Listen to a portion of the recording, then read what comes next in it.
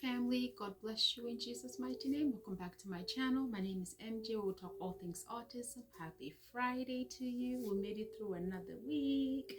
I'm excited about the weekend because I get to rest. But anyway, family, I hope all is going well and that the week started off well for you and ended well for you. So, my goodness, weeks for school are just going. I think this is week 14 or 15. I'm not even sure myself. I'm just like, everybody's ready for Christmas break and everybody's just ready for a nap or a break away from assignments and homework. I don't even know. But anyway, I hope all is going well for you and the kids. So, updates. Everything is going well. I met a new, I don't even know if she even has a title. There's one new lady that they hired, and she's supporting the integrative model. I'm hoping that you guys remember. So through Jason's school, there's this integrated service delivery model, which is what they kind of follow. If you go to like maybe video number 4 in the beginning when we started this journey, where they have the kids separated in 3 sections. So they brought this lady in, and she's helping the kids focus on communication and their life skills.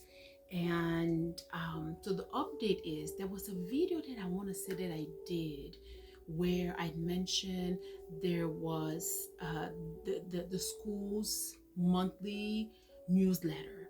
And in the video, I remember I stated that I'd emailed the principal and the vice principal, because in the newsletter it kind of goes what every grade is doing and their accomplishments and what they're focusing on. However, unfortunately, in the newsletter for, I believe it then will be August, September, October, November, they didn't include those in this ISDM model. So I emailed the principal, vice, and principal, and I said, I'm needing this information for Jason, but while I have you, can you please tell me what page I can find some information about these other kids that are part of your school? So they sent me the information that I needed regarding Jason, but they never addressed my question. So my goal was that I'll come up with a follow-up video as that part of the newsletter ended and then the new one was coming on.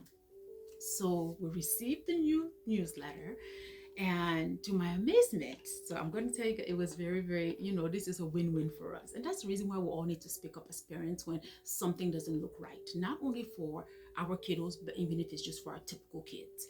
So in the newsletter, it started off talking about it's the winter edition, and it's for December and January issues, and it has all the events for December and January, and then it has a message from the principal, so she has her own little thing there, and then what they want to do for Winter Spirit Week during that week of Christmas. And then they have like a part where they talk about monthly virtue awardees. So they have people that they picked from kindergarten, pre-K, first grade, all the way to 5th, that won some kind of virtue award for being, being grateful or being nice to somebody, or supporting or being respectful towards the class or something as such. I don't know too much about that award. So, and then they go through what the uniform is, and then they needed volunteers for the school. And she had mentioned that at the award ceremony that, she didn't call the kids as well. So it's in this newsletter as well. So then after that, we see a message from integrated service delivery model. I'm impressed because she acknowledged putting them in this newsletter, though she didn't respond to my email directly and said, hopefully we'll address it next newsletter. But I was happy that, and she started the newsletter with them, because after them, that's how then she goes, a message from pre-K, a message from kindergarten. So I was really thankful, ladies and gentlemen. I was really happy about this. It's good to see when some parent or anybody from the outside makes a suggestion, they're willing to adjust. So we had a great week. I was so happy to see that at least my voice made a difference. So she goes and she said, ISDM would like to thank this new person to joining the program, and she's been a great addition. In ISDM, we've been continuing to focus on communication and life skills with our students. We have also been focusing on using the Go Talks and the iPads with students to support their communication needs.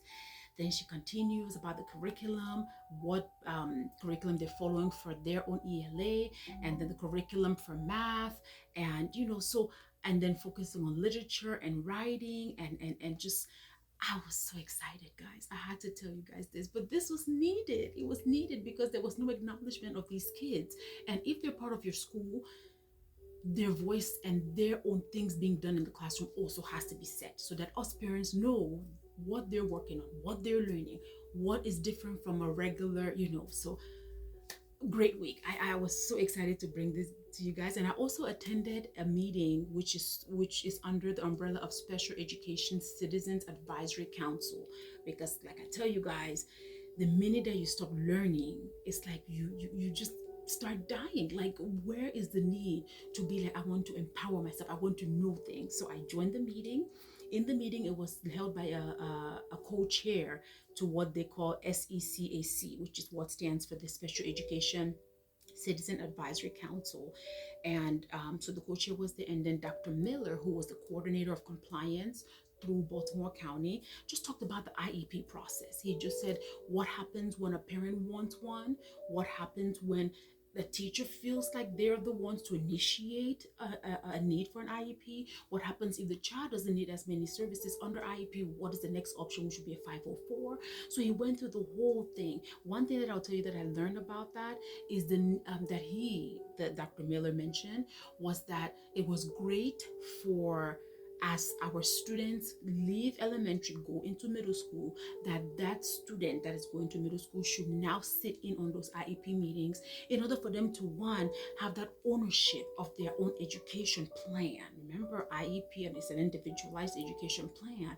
So it makes it good when, as they enter middle school, that child should sit in on the meetings and say, I need help because when they read the story, I don't understand, or math is very hard for me, so I need a calculator to not let me get stressed out, whatever it is. So I was so glad to hear that, because for some of us who have older kids, it's good for us to know that, because I did not know that that's also a good thing for the students to sit in on these meetings. So that's all I have for you guys.